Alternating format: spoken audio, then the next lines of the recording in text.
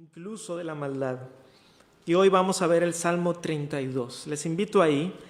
Y en el Salmo 32, hermanos, vamos a estar aprendiendo sobre el lamento por nuestros pecados y el perdón gratuito que Dios otorga. Salmo 32, voy a darle lectura al texto. Me siguen con su vista. Este es un salmo de David Másquil. Bienaventurado aquel cuya transgresión ha sido perdonada y cubierto su pecado. Bienaventurado el hombre a quien Jehová no culpa de iniquidad y en cuyo espíritu no hay engaño. Mientras callé, se envejecieron mis huesos en mi gemir todo el día, porque de día y de noche se agravó sobre mí tu mano, se volvió mi verdor en sequedades de verano. Selah. Mi pecado te declaré y no encubrí mi iniquidad. Dije, confesaré mis transgresiones a Jehová, y tú perdonaste la maldad de mi pecado. Selah. Por esto orará a ti todo santo en el tiempo en que puedas ser hallado. Ciertamente en la inundación de muchas aguas no llegarán estas a él. Tú eres mi refugio, me guardarás de la angustia, con cánticos de liberación me rodearás. Selah. Te haré entender y te enseñaré el camino en que debes andar. Sobre ti fijaré mis ojos. No seas como el caballo o como el mulo sin entendimiento, que han de ser sujetados con cabestro y con freno, porque si no, no se acercan a ti. Muchos dolores habrá para el impío, mas el que espera en Jehová le rodea la misericordia. Alegraos en Jehová y gozaos justos, y cantad con júbilo todos vosotros los rectos de corazón. Esa es la palabra de Dios. Vamos a orar. Padre, gracias te damos porque podemos venir y cantar tu palabra y ahora leerla en nuestro propio idioma y meditarla, escudriñarla y dejar que ella nos escudriñe a nosotros. Y bendito Padre Celestial, que en esta mañana ese sea el deseo de cada uno de nosotros, que tu palabra nos escudriñe, que de alguna manera tome nuestro corazón, lo abra y entre hasta la parte más profunda de nuestro ser. Que podamos hoy lamentarnos por nuestro pecado y regocijarnos por el perdón que hay en tu Hijo Jesucristo. Y es en su nombre que oramos en esta mañana. Amén. Este salmo nos muestra una bienaventuranza. Este salmo nos muestra la dicha del perdón. Nuestro Señor Jesucristo en el Nuevo Testamento varias veces usó esta palabra, bienaventurados, bienaventurados, bienaventurados, bienaventurados. Y aquí el salmista está comenzando, y esto es lo primero que nos dice: les voy a dar una bienaventuranza, les voy a decir lo dichoso que es la persona cuyos pecados han sido perdonados por completo. Y este salmo nos muestra la gracia de la justificación, porque como vamos a ver el día de hoy, este es un salmo que Pablo usa para demostrar que la justificación es por la fe sola, que no es por obras.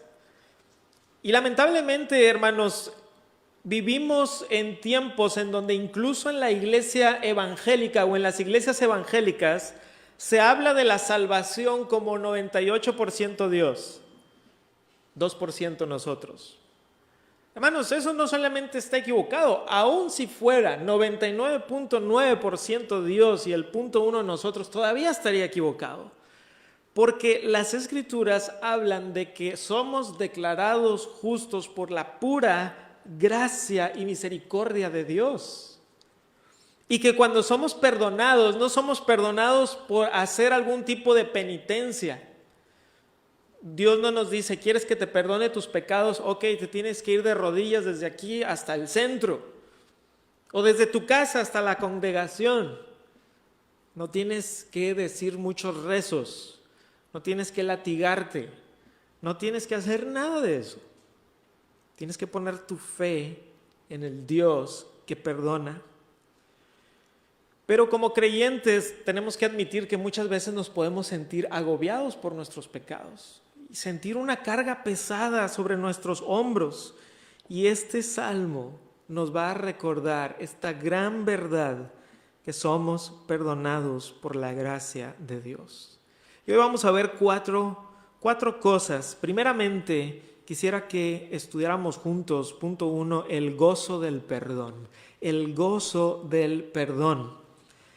El subtítulo de este salmo nos dice que es un salmo de David y muchos creen que fue escrito quizá después del episodio con Betsabé, porque aquí está hablando David sobre cómo se siente después de un pecado muy grande y cómo Dios le ha otorgado este pecado de manera gratuita.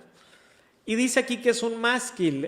Cuando vimos el primer salmo que analizamos, dijimos que la palabra másquil es una palabra hebrea que es de significado incierto y los eruditos dicen que pudiera referirse a una cantidad de cosas, pero casi todos están de acuerdo que es un término musical, de notación musical, y quizá se refiere a que este era un canto. Un canto incluso acompañado a veces por un coro. Entonces, esto es interesante porque los cantos en los salmos son cantos que tienen verdadera teología. A veces he escuchado sobre cantos que son 24/7, son 7 palabras cantadas 24 veces. Es decir, no hay mucha sustancia, no hay mucha profundidad. Pero los salmos eran cantados y tenían gran profundidad, gran profundidad. Versículo 1 dice, bienaventurado aquel cuya transgresión ha sido perdonada y cubierto su pecado. Entonces aquí David comienza hablando con una bienaventuranza. Bienaventurado es tener un gozo indescriptible. ¿Han escuchado ustedes cómo se define esta palabra de bienaventurado? Inmensamente feliz, 1000 veces feliz. La idea es de alguien que tiene un profundo gozo. Como mencioné ahorita, estas palabras fueron usadas por el Señor Jesucristo, las bienaventuranzas. Cuando los profetas hablaban y hablaban un oráculo profético, había 2 tipos de pronunciaciones proféticas que en el Antiguo Testamento se les llama un oráculo, es una pronunciación profética. Estaba por un lado el ay, y el ay era cuando se pronunciaba algo de calumnia o de justicia. Ay de ustedes, ay de mí, como dijo Isaías. Por el otro lado estaba la bienaventuranza, ¿verdad? En donde el profeta comenzaba con bienaventurado. Y aquí David, como profeta de Dios, comienza con una bienaventuranza y nos apunta y nos dice, vamos a ver por qué esta persona de la cual estoy hablando es bienaventurada. ¿Cuáles son las razones de ese gozo? Pues nos dice primeramente que la transgresión ha sido perdonada. La palabra transgresión o transgredir tiene que ver con pasarse de la ley de Dios. Transgredir. Entonces, cuando nosotros, por ejemplo, estuviéramos en el campo y viéramos una cerca y esa cerca dice propiedad privada, entonces al transgredir es cuando yo me brinco esa cerca, ¿no? y estoy ahora en un lugar que ya no me pertenece. Y de cierta manera hablando, cuando las Escrituras nos hablan de la ley de Dios, nos muestran la ley. Y transgredir es cuando voy más allá de ello o cuando voy en contra de lo que Dios ha dicho. Si Dios ha dicho, no debes de cruzar aquí, yo lo hago, esa es una transgresión. Pero no solamente la transgresión ha sido perdonada, sino que también el pecado ha sido cubierto. Y el pecado, la palabra pecado que se usa aquí tiene que ver con fallar la marca. Que Dios dice, este es el estándar y tú no has logrado llegar a esa marca. Pudiéramos imaginarnos quizá como un tiro al blanco y no ha dado en el blanco. Es fallar a la marca que Dios ha puesto. Pero dice aquí que ese pecado ha quedado cubierto, ha quedado tapado con algo. Todos nosotros nos ha pasado algo así, ¿no? Que queremos tapar algo. Quizá de repente alguien llega a la casa, no había anunciado, tenemos ahí algunas cosas un poco desordenadas, no tienes tiempo para ordenar todo y ¿qué haces? Bueno, lo voy a tapar para que no se vea. Y lo hermoso de aquí es que Dios está diciendo, y a través del salmista, es feliz el que Dios es el que tapa los pecados, no tú. No, tú los estás tapando, Dios no los veas, sino que Dios está diciendo, yo los voy a cubrir. Pero el tapar que nosotros hacemos y el cubrir que hace Dios es diferente, ¿verdad? Porque nosotros cuando tapamos nuestro pecado es porque no queremos que alguien lo vea, pero cuando Dios lo cubre, tiene que ver cuando lo hace con la sangre de su Hijo Jesucristo, queda cubierto con la sangre del Cordero. Entonces, ¿por qué está feliz el salmista? Su transgresión ha sido perdonada, su pecado ha sido cubierto. Y vamos al versículo 2, bienaventurado el hombre a quien Jehová no culpa de iniquidad y en cuyo espíritu no hay engaño. Entonces aquí vemos otra razón por la cual está feliz, por la cual está pronunciando esta bienaventuranza, la iniquidad no culpada. La iniquidad tiene que ver con una perversión moral y es por eso que algunos eruditos piensan que aquí David está haciendo referencia al pecado con Betsabé, porque está hablando de un pecado incluso moral y un pecado grande, una perversión incluso. Pero dice que no lo culpa, no se lo cuenta. Y la palabra teológica que usamos para cuando Dios de alguna manera no nos inculpa de algo, es cuando hablamos sobre que nuestros pecados fueron puestos en Jesús y su justicia nos es impuesta. Entonces, cuando la justicia del Señor Jesucristo nos es impuesta, de esa manera Dios ya no nos culpa de nuestro pecado porque sí lo merecemos. Lo que tú y yo merecemos es que seamos culpados por nuestro pecado, pero dice aquí David, bienaventurado, en el cual Dios no se lo culpa su pecado. Sí merece eso, pero Dios no lo culpa por ello. Y aquí David nos está dando algunos destellos de la redención, porque es hasta el Nuevo Testamento que vamos a ver eso que David está diciendo, lo vamos a ver en todo su esplendor, porque a lo mejor nos pudiéramos hacer aquí la pregunta, sí David, pero ¿cómo? O sea, ¿de qué manera y cómo puede Dios ser justo si yo soy un pecador? Porque se pueden ustedes imaginar un juez que venga alguien y todas las evidencias estén en contra de esa persona y el juez diga, ¿sabes qué? Eres inocente. Oye, pero todo estaba en contra de él, es culpable. No, sí, pero hoy ando de buenas y eres inocente. Sí, pero mató a una persona, engañó a otros 20. Sí, pero hoy ando de buenas. Pues no, ¿verdad? Diríamos, ese juez es injusto. Y eso no es lo que está diciendo David de Dios. Y ahorita vamos a ir viendo un poquito más de lo que está diciendo David y luego lo vamos a ver a la luz de todas las escrituras para que veamos cómo es que Dios sigue siendo justo, pero no nos inculpa de nuestro pecado, ojo, a aquellos que son redimidos. Porque aquellos que no son redimidos, Dios los culpará de su pecado. Y el resultado de todo esto es que hay un espíritu sin engaño, es decir, una persona que ha sido purificada, es una persona que internamente no hay engaño, no tiene nada que ocultar, Dios lo ha purificado, Dios lo ha perdonado.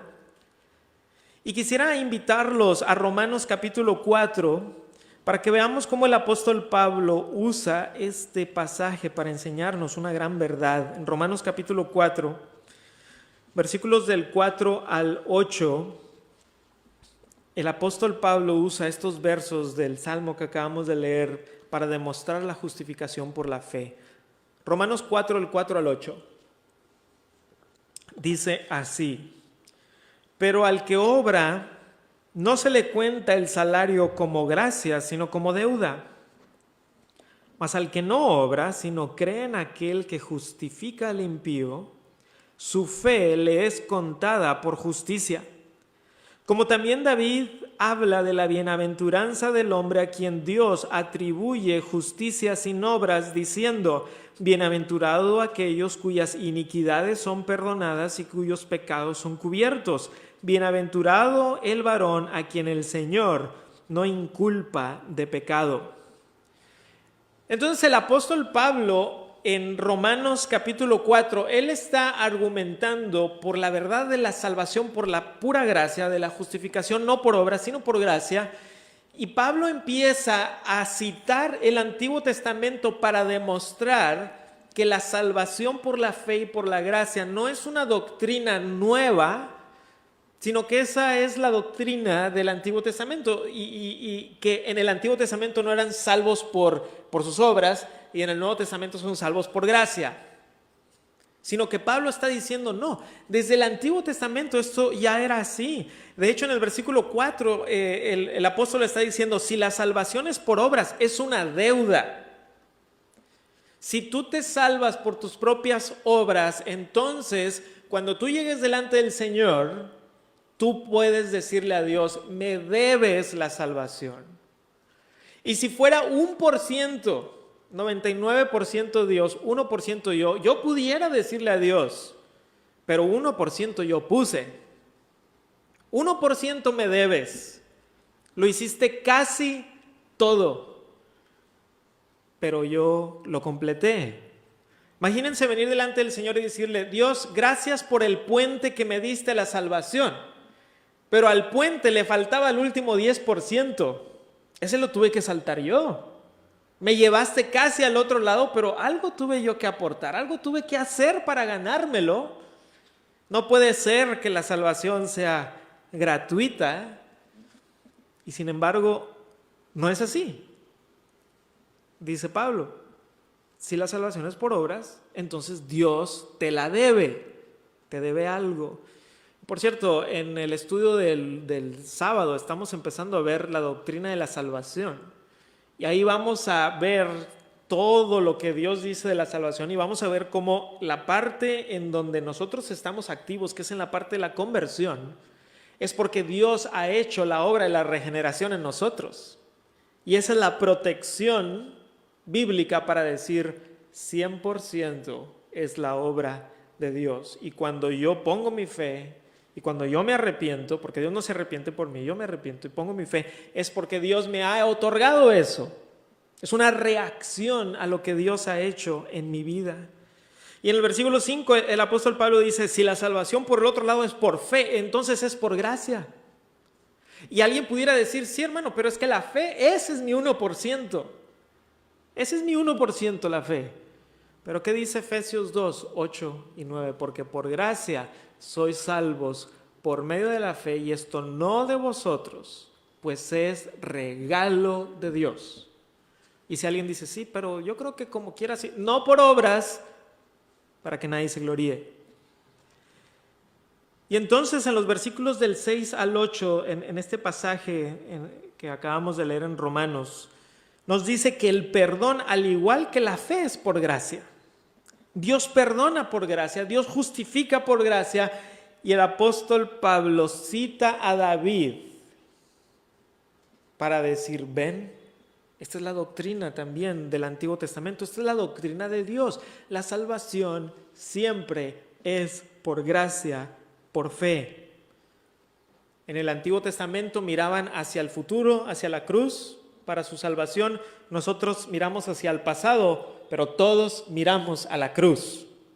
Tenemos que mirar hacia la obra del Cordero, hacia el Mesías prometido. Algunos de ustedes habrán leído la historia del progreso del peregrino. y por ahí hay algunas estadísticas que dicen que es uno de los libros más vendidos en la historia de la humanidad, escritos por el puritano Juan Bunyan. Y este fue un hombre que siguió al Señor, lo metieron en la cárcel escribió varios libros. Y El progreso del peregrino es uno de ellos. Y cuando comienza la historia, comienza con una persona, peregrino, cristiano, que tiene una carga pesada en sus hombros.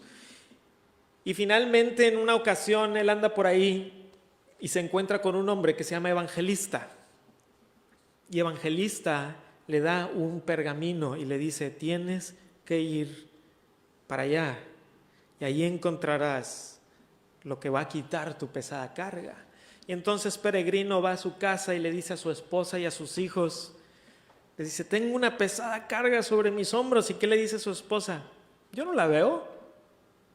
Yo no puedo ver tu carga y tú no la podrás ver, pero yo sí la puedo sentir.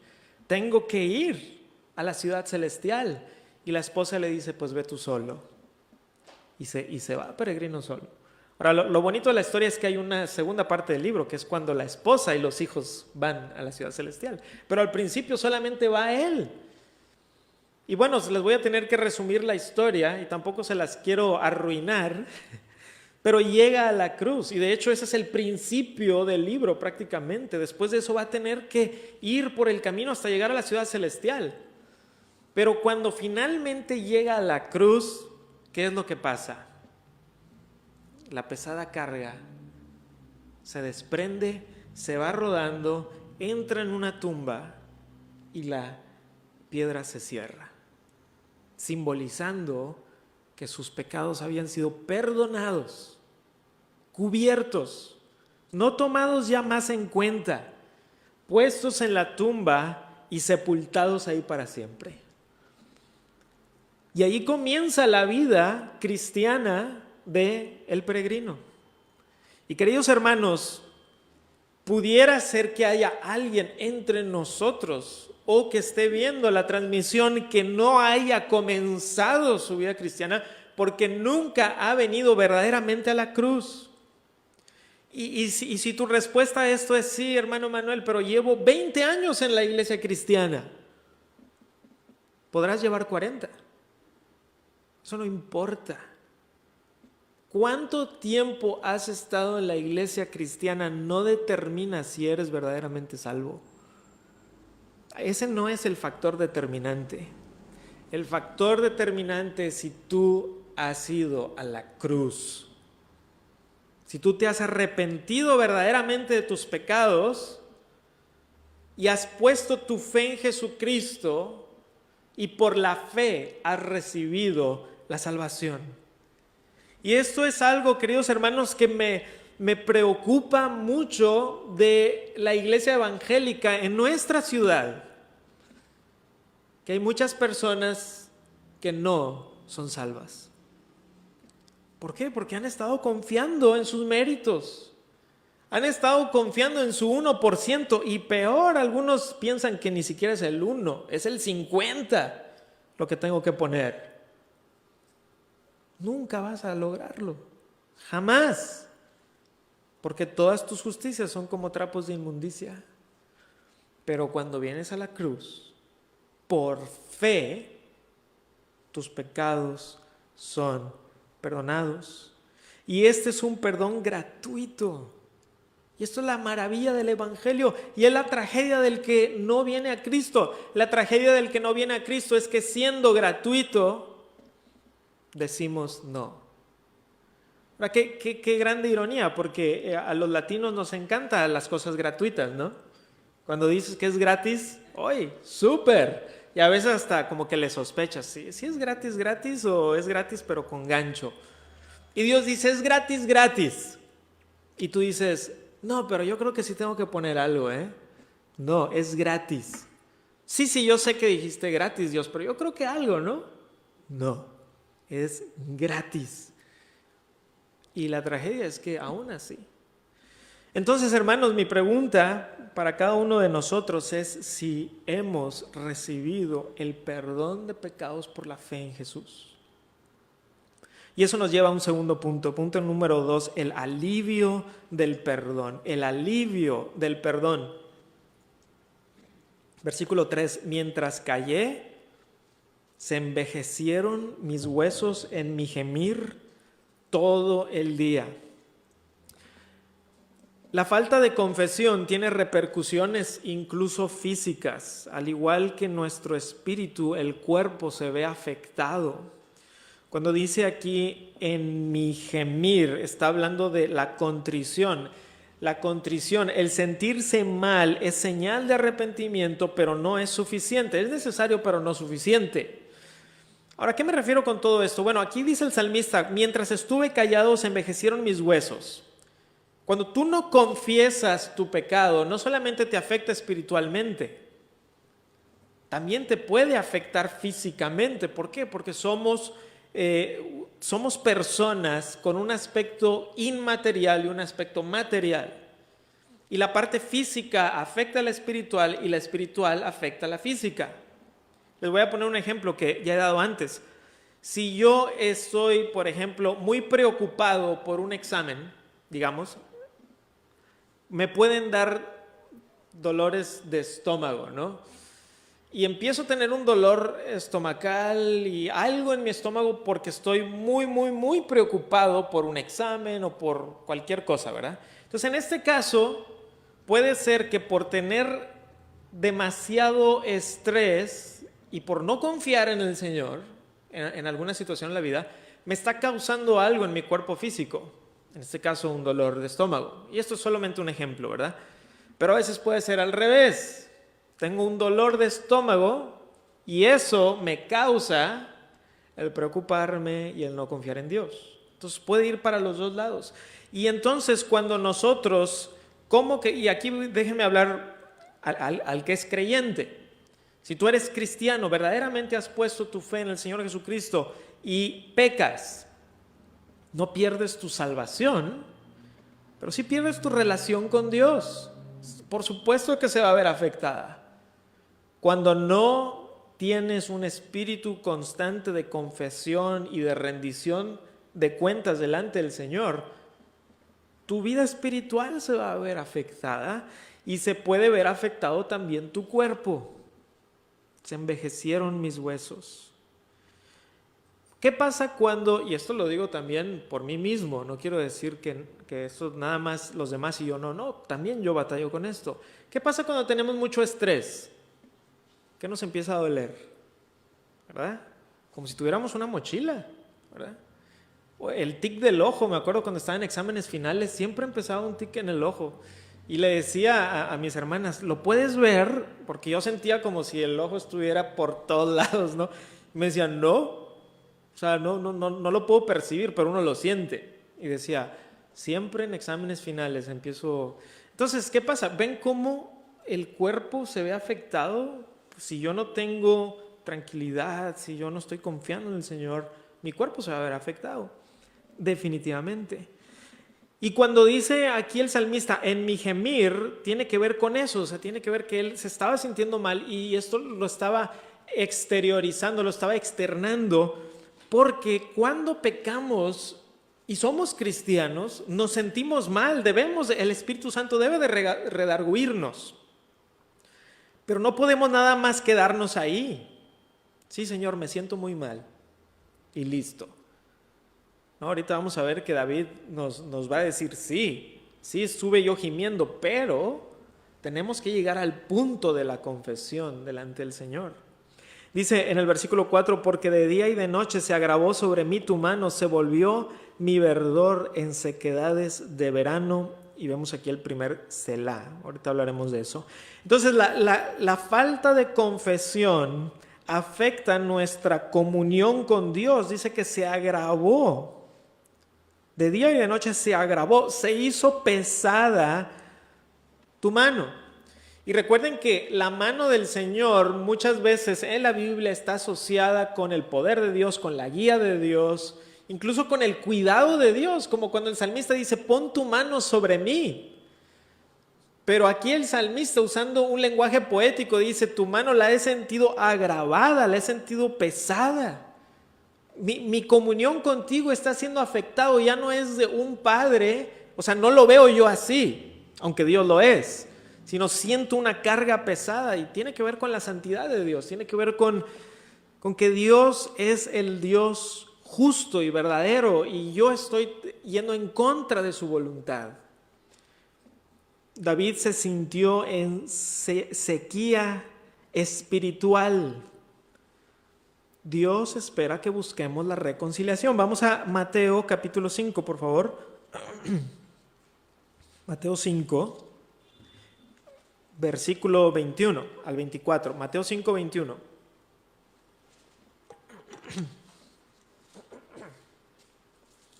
Voy a leer del 21 hasta el 24. Dice: oísteis que fue dicho a los antiguos, no matarás, y cualquiera que matare será culpable de juicio.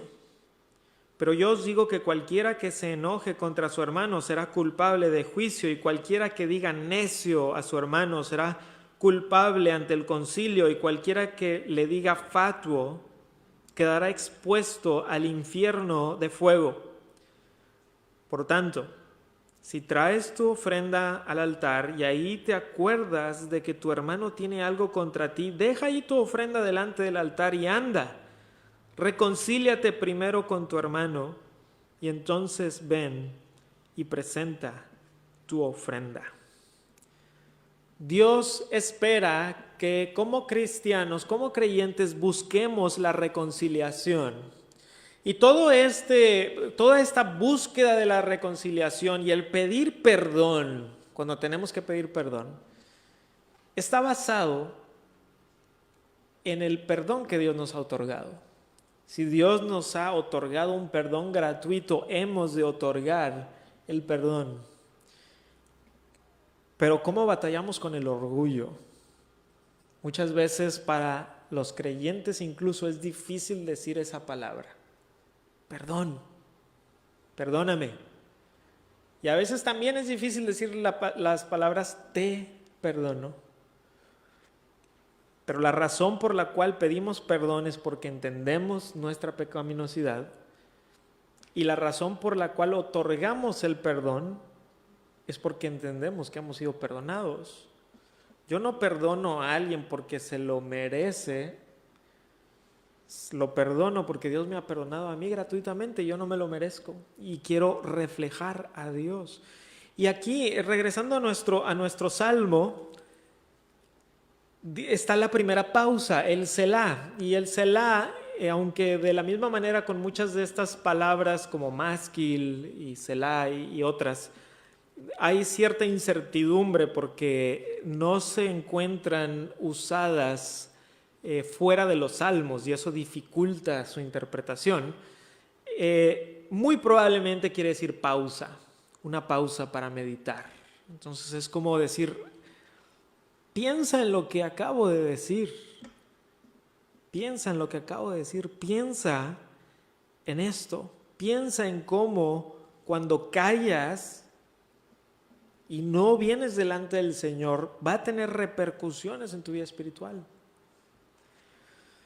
Versículo 5 del Salmo 32, regresemos por favor al Salmo 32, versículo 5 dice, mi pecado te declaré. Qué importante.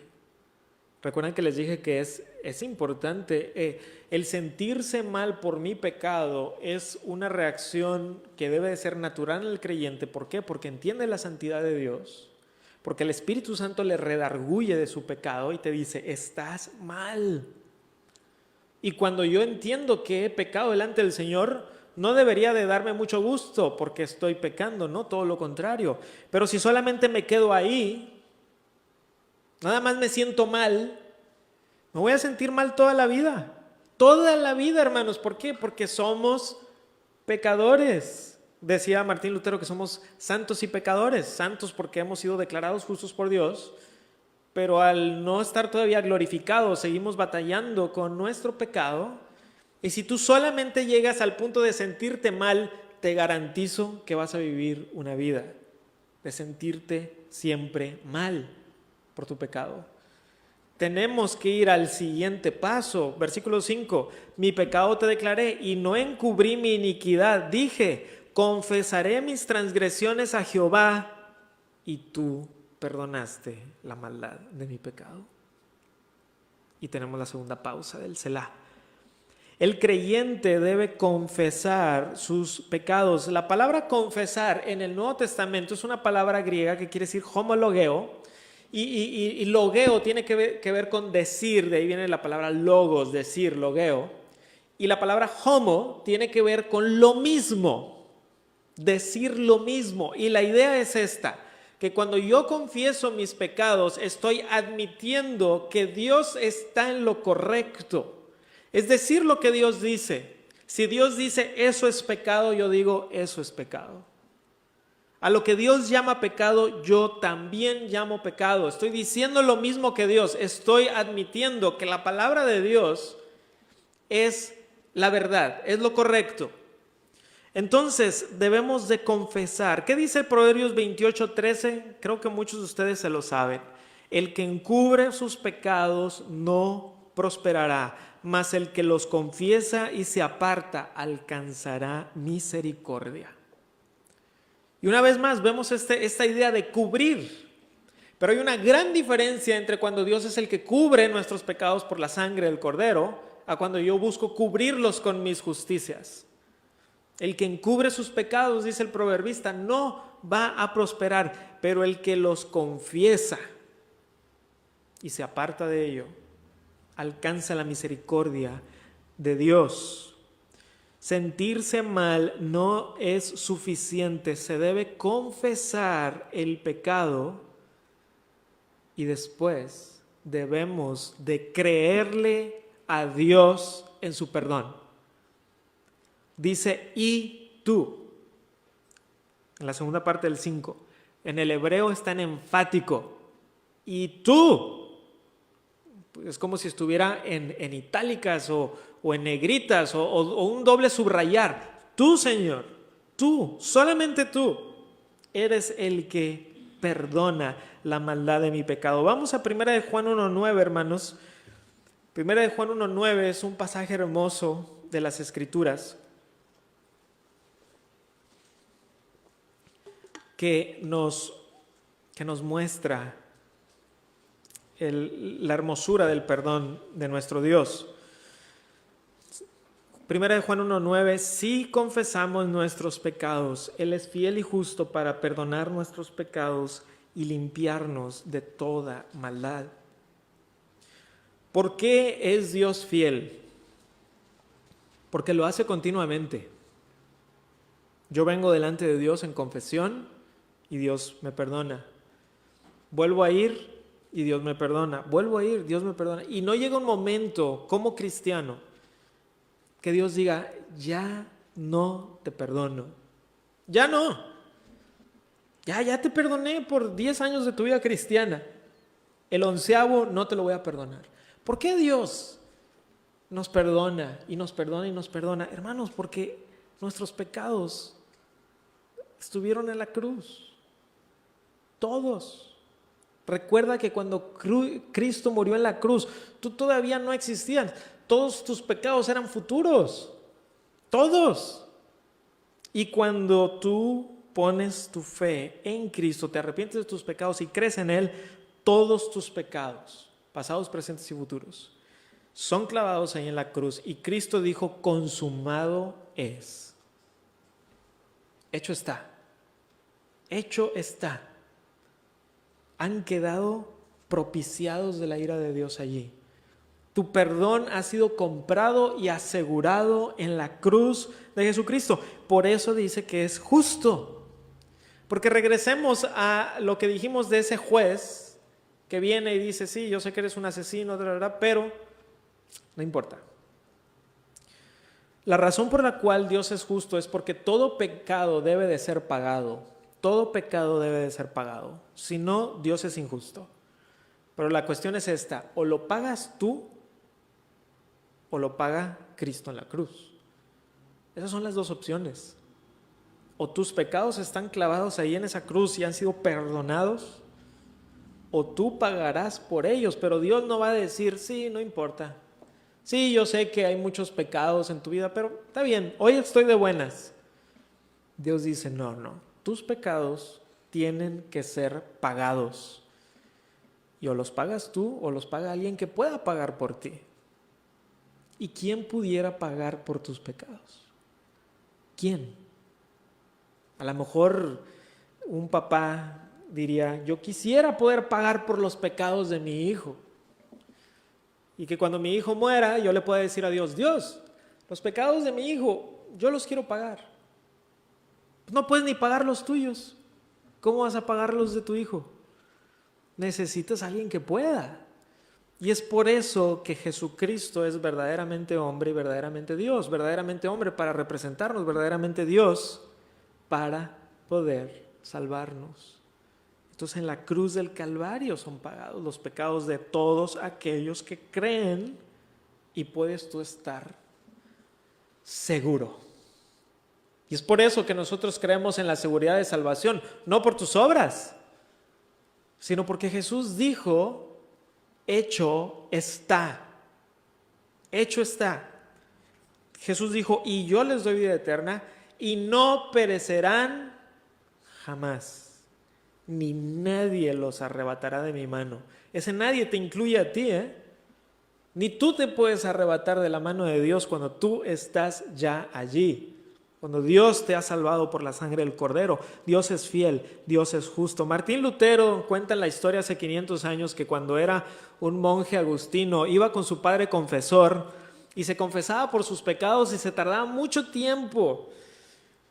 Y el padre confesor le decía, Lutero, pues confiesa los importantes. O sea, te tardas mucho.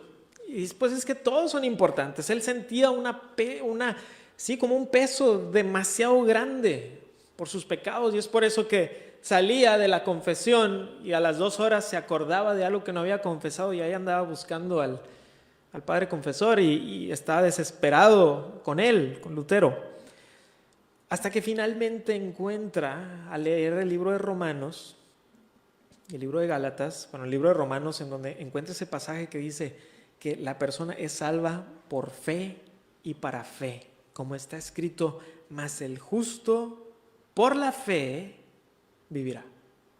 Y cuando Lutero entendió eso y puso su confianza no en el padre confesor, sino en Cristo, en su cruz, en su obra, ahí es cuando sintió el gran alivio.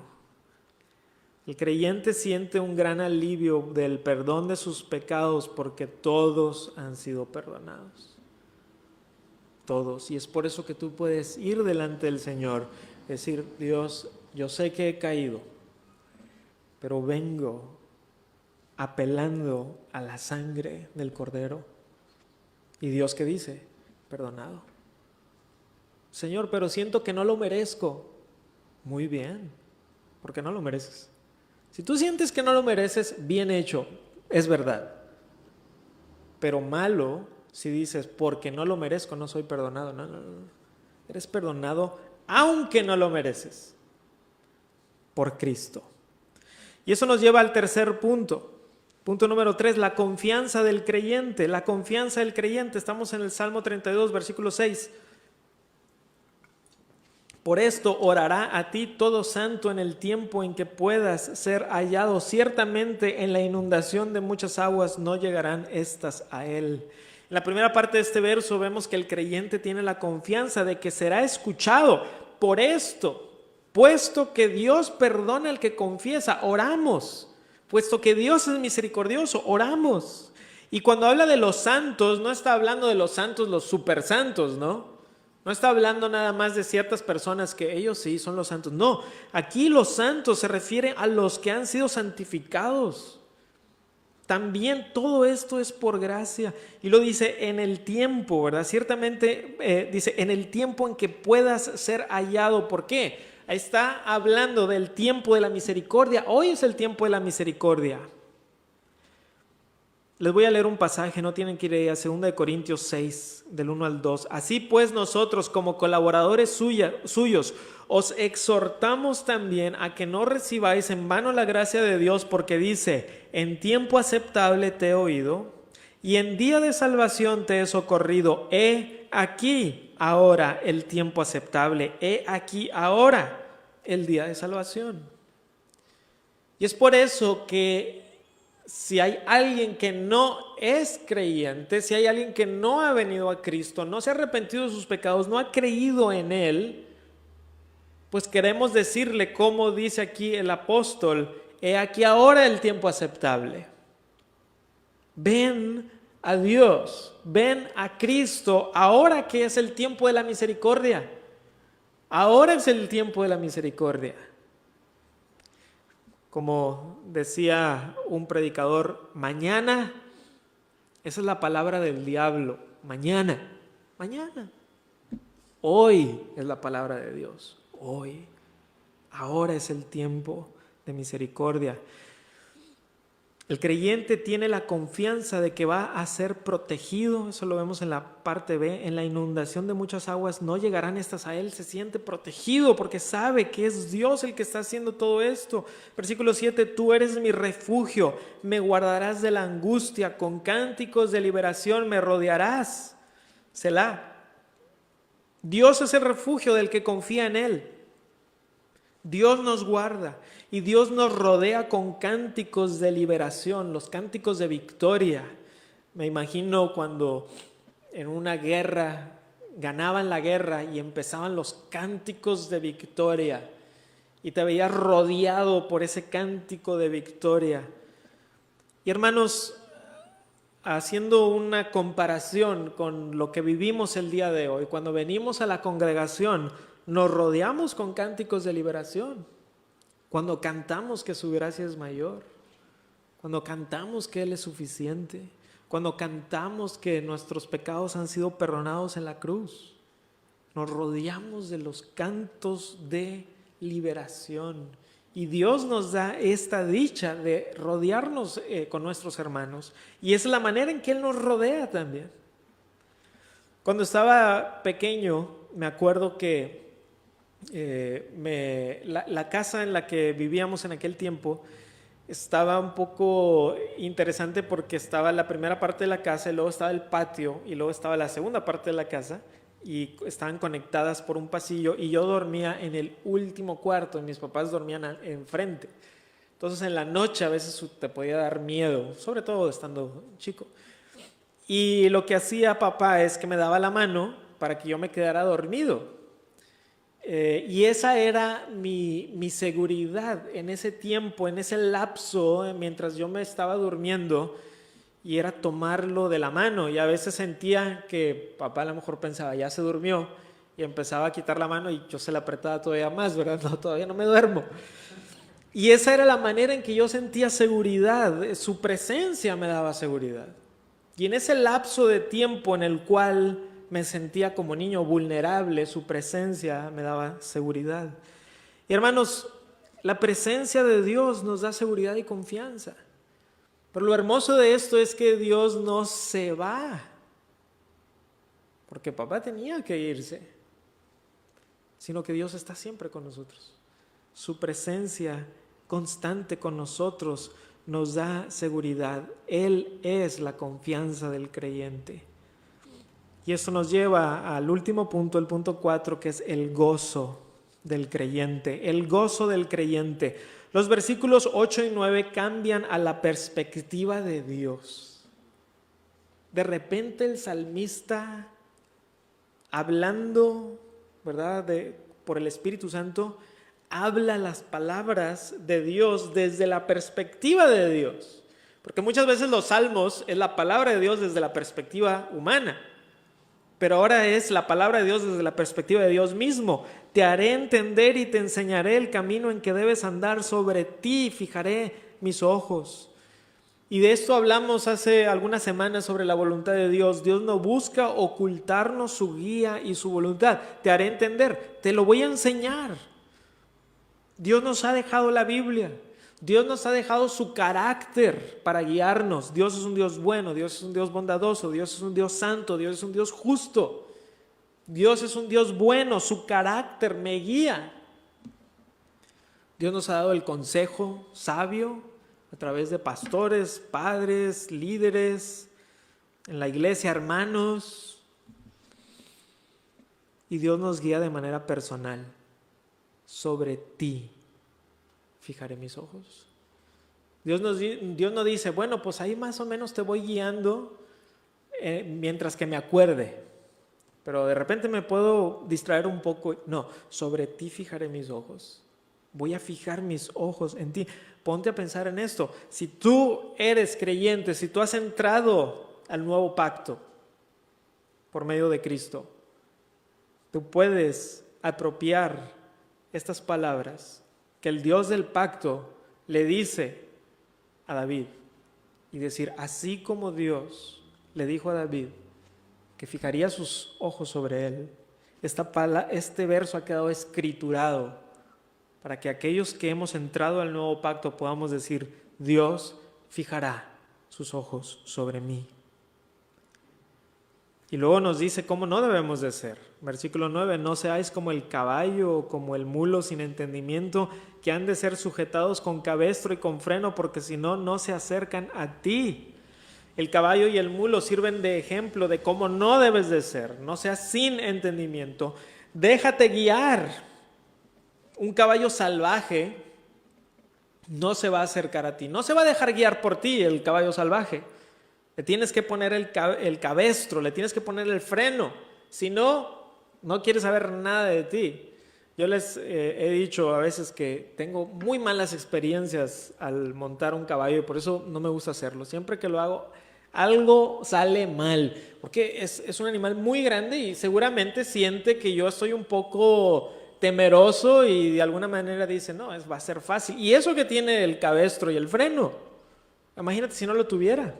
Y Dios está diciendo, no seas así, déjate guiar, te haré entender, te voy a enseñar mi camino, no seas como un animalito salvaje. Y en los versículos 10 y 11 regresa la perspectiva del salmista, muchos dolores habrá para el impío, mas al que espera en Jehová le rodea la misericordia. Y esa es la realidad del impío, del que no confiesa sus pecados, del que no quiere nada con Dios. Muchos dolores. Y puede ser que por un tiempo le vaya bien, pero finalmente vendrán los dolores. Y si no, pronto, en el juicio final, definitivamente. ¿Y cuál es la realidad del creyente? El que espera. El que espera en Jehová, ¿qué? Le rodea el Gesed, le rodea la misericordia del Dios del pacto.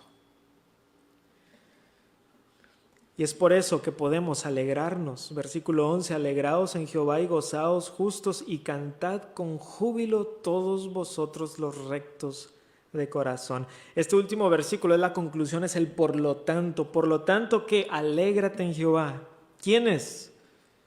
¿Has sido justificado por Dios? Si has sido justificado por Dios, eres justo delante de Dios. Si has sido declarado justo por Cristo, por Dios a través de la obra del Señor Jesucristo, eres justo. ¿Y cuál es la reacción del justificado? ¿Cuál es la reacción natural? Cantar.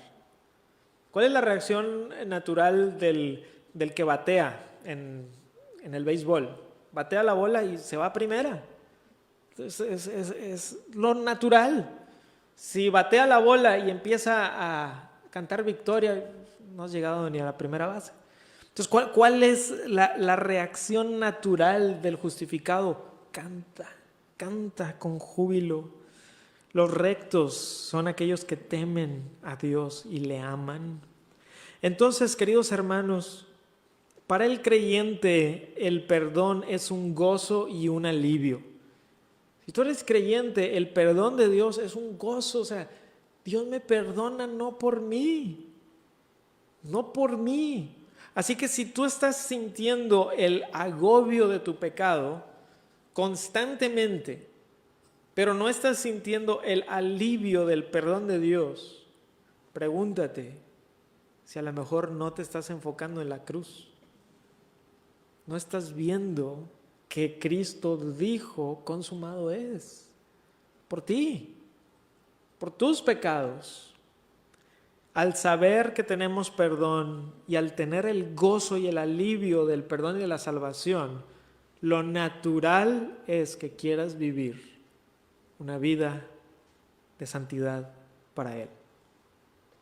Si alguien dice, no, sí, pero es que con el gozo y el alivio del perdón voy a pecar más. No, perseveraremos en el pecado para que la gracia abunde de ninguna manera, porque los que están muertos al pecado, ¿cómo seguirán en ese pecado? Así que para el creyente es un gozo y un alivio, pero para el no creyente, este salmo es una llamada de atención.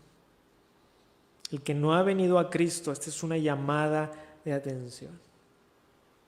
Que tus pecados los traes sobre tu espalda. Y si Cristo no es quien te los quita, vas a tener que pagar por ellos por toda la eternidad. Pero hoy puedes venir a Cristo y recibir el perdón, porque Cristo dijo, todo lo que el Padre me da vendrá a mí, y el que a mí viene, no le echo fuera. Qué hermoso es el Evangelio, que podemos venir a Cristo a recibir el perdón gratuito por la gracia de Dios. Vamos a orar.